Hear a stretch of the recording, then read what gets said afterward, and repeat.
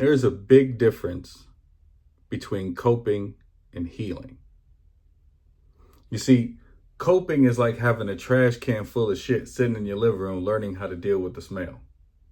Let me read you something from my book, Already Whole.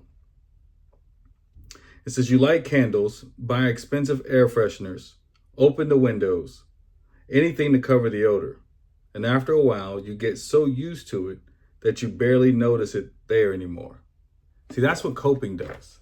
Coping doesn't help you overcome. Coping doesn't help you heal. Coping doesn't help you move past something.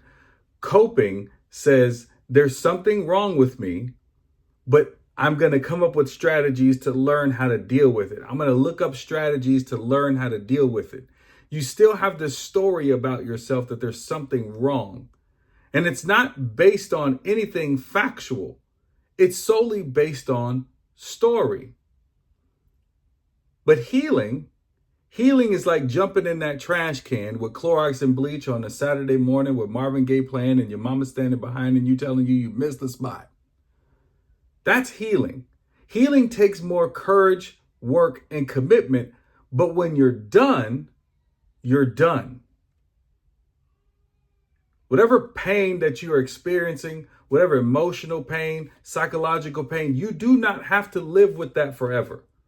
And yes, I know there is a lot of videos out there. There's a lot of therapy out there that teaches you coping strategies. But let me help you understand something. The goal with the medical industry is not to make you well. It's to treat.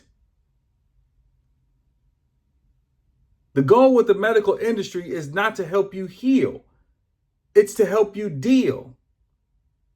Because when you really heal, then there's nothing else to talk about with it anymore. Does that make sense? When you actually heal, you don't go back and visit it. You move on. It leaves your front awareness. When you realize that there's nothing wrong with you, you move on. It says here that coping feels easier because it lets you avoid the mess. It gives you a sense of control, like you're managing things, keeping it all together. But the control isn't real. Coping lets you stay busy. It gives you something to do. Light another candle, open another window. And you tell yourself, I'm fine, I got this. But deep down, you know what you're really doing is running. Running from the smell, running from your emotions, running because it's too overwhelming, running because you're too afraid to get triggered. But that's the thing. You actually need to get triggered to heal. It has to come up in order for you to face it. See, I remember when I was a young boy and I went to live with my dad. And I remember getting into a fight with my sister. And I punched her in the stomach. Don't judge me. But I was an angry kid. But I got into a fight with my sister. And when I punched her, my other little sister ran down the stairs and told my dad. And says, oh my God, oh my God, oh my God. He hit Pavi, he hit Pavi. And so my dad came upstairs and he looks at me and he says, okay, boy, you want to hit women? He says, I got two options for you. He says, you could either take this ass whooping and go outside and play, or you could be on punishment for 30 days. So me, I took the punishment because I was too afraid to get hit with the belt. Now, it only took me about 24 hours to realize that I had made a mistake because I was hot and I was bored sitting in that room. This was the mid-90s. And it was in Oakland, California, so we didn't have no AC. So it was just me and 4 white walls all day, every day during the summer. I realized I made a huge mistake. And so I remember peeking back, underneath the door. You done it before. If you got kids, you done seen it before. But I remember peeking underneath the door, yelling at my dad, asking him to come give me the ass whooping. Because here's what I realized. I realized that he was a smoker. And if he was a smoker, that means the ass whooping wasn't going to last for more than about 2 minutes. And then I can go back outside and play. And so after he finally let me off punishment, because he didn't give me the ass whooping, he made me stick the punishment out. But after he finally gave it to me, or gave me freedom, I vowed to never take the punishment ever again. I will always take the ass whooping. And I'm saying that because if you're watching this video right now, it's because all you've done is coping strategies. All you've done is mask the pain. All you've done is lit another candle, but the trash, your shit, is still sitting there.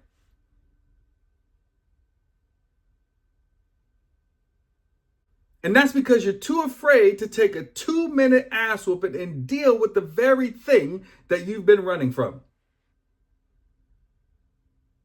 Just earlier today, I was teaching a rehab class, and I told those guys, the only reason why you get high is because you want to run away from a feeling that you don't want to feel.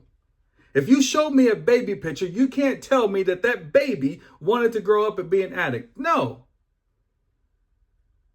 But something happened, and you've been running ever since. I remember one time I was in a prison, and I was working with a bunch of gang members. And I told them, I said, now I raised the white flag because you know what? I'm a lover, not a fighter. But I'm going to say something to trigger you. But I'm doing it on purpose. And they said, go ahead, Elijah. I said, y'all some of the biggest pussies I ever met. And they went, whoa. I said, listen, just hear me out. I said, because if somebody stepped to you and call you a bitch, you ain't got no problem putting hands on them. You ain't got no problem facing that challenge. But if I say, hey, face that emotion that you don't know, that you don't want to feel. Let's go up in the closet and grab that thing you've been running from since you were a kid. And let's look at it and let's actually deal with it. Then you run and hide like a little bitch. And he was like, yeah, you know what? You're right. You're right. I said, the only reason why you get high is because you don't want to face that thing, but then you get high.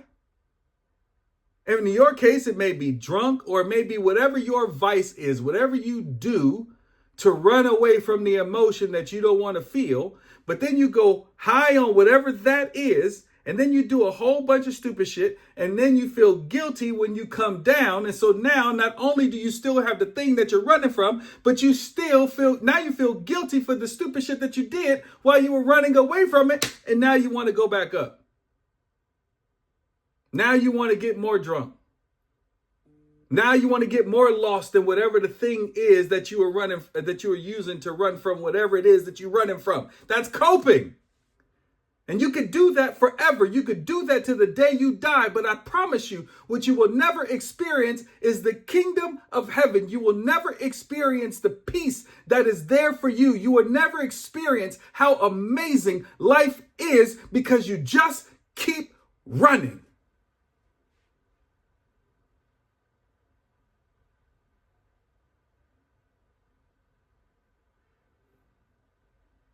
Imagine you walk into your child's bedroom and they are under the covers with a baseball bat and they're just shivering. And when you pull back the covers, you say, baby, what's wrong? And they say, mommy, there's a monster in the closet. Daddy, there's a monster in the closet. Now you as a grown adult know that there's no monster in that closet. But as long as those doors stay shut, that monster will always be real. So you, as the parent, know that you need to go and open that door so that your child can see that there is nothing in that closet. Because until they see there's nothing to be afraid of, they will never have peace. They will never go to sleep. And that's you. Because you're so afraid to open up that door, because you're so afraid to deal with whatever it is that you're running from, that monster is real to you. And mostly because you're looking at your past through a child's eyes still. You're not seeing it from a grown adult's perspective. Your nervous system is still programmed like the child. And you want to keep it all the way real? Your thoughts about facing it are scarier than actually facing it. Because until you face it, you will constantly think that there is something wrong with you. And I'm going to tell you in every video, there is nothing wrong with you other than the fact that you think something's wrong with you, other than the fact that you believe something's wrong with you. That is it. That is done. You are perfect. You are infinite intelligence having a conscious experience of itself. That's who you are, not whatever it is that you're running from. That's not you. You are pure perfection, but you forgot. And you only forgot because you keep running.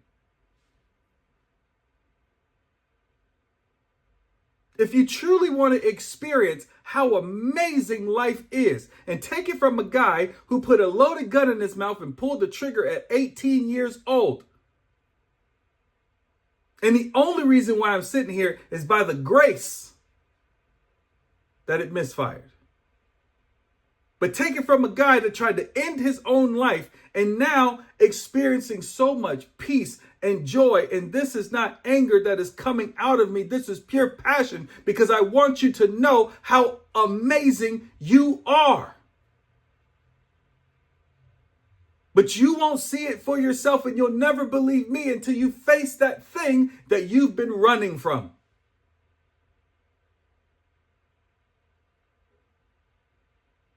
Or let the world continue to sell you coping strategies and keep you on their subscription forever. Because there's no money for them in healing. There's only money in keeping you sick and giving you enough to make sure you don't kill yourself.